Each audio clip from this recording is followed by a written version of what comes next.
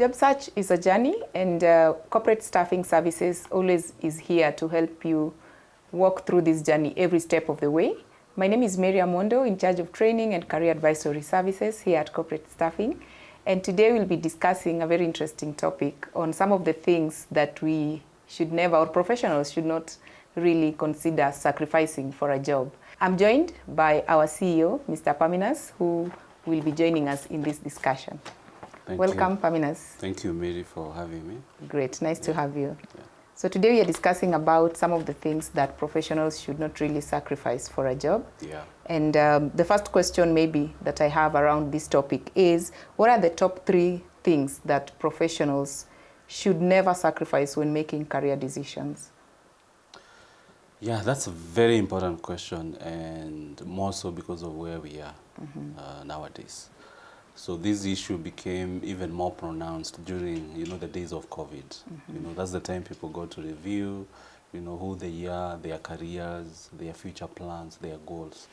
So in my experience, what are these top 3 things someone shouldn't sacrifice when it comes to job? Number 1 is your mental and health well-being. Why? Because today, if you're sick because of this job, maybe, what will happen? Do you know the law only provides for you, as it is right now, only 14 days?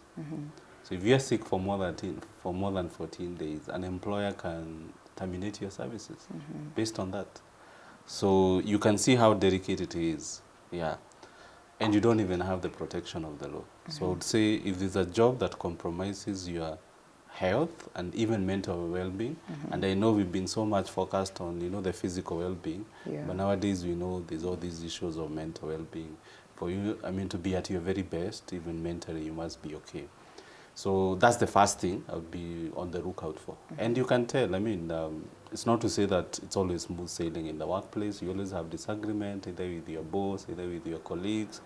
But there are boundaries. There's where you feel, if every day on a day-to-day basis, I feel tired, I feel fatigued, I feel I don't want to report to that office, then it means your mental well-being, it's being affected negatively. So that's number 1.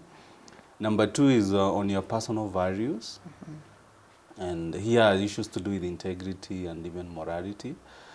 You've seen instances where someone might want to compromise you on integrity, for you to be either involved in corruption, theft, or even sexual immorality. So again, these are things that affect you at your core.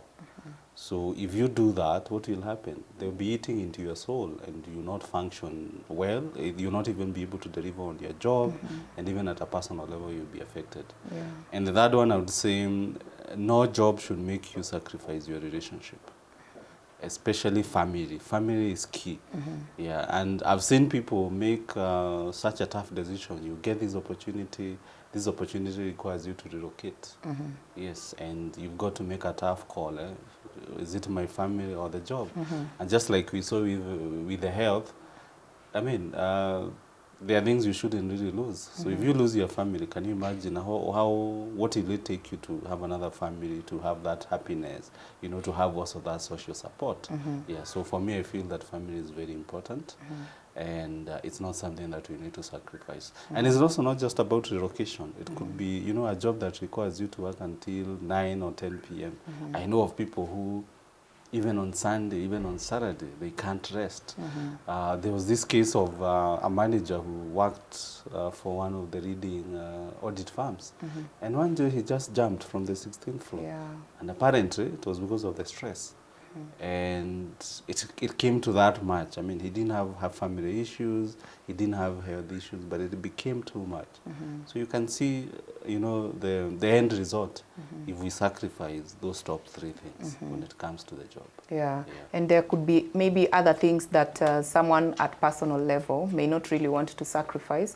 But I believe, as you've mentioned, the top 3 things really stands out. Yeah. So maybe a professional is struggling between maintaining a healthy balance while pursuing their career. Yeah. What advice would you have for such professionals? For me, I would say it's to really be very conscious and get to really understand the situation as it is. I'll give you an example. It goes without saying. For example, if you're to join a new company, before you settle, before you understand how things work out, before even they understand you probably have to stretch yourself. So you might find, even if your contract says you leave office at 5, you might be finding yourself you're working at up to 6, 7 p.m., 8 p.m. But that cannot be a daily occurrence. Yeah. You cannot be telling me 24 months later, you don't have time for friends, you leave home very early at 5:30, you get home at 9 p.m. It doesn't make sense. Yeah.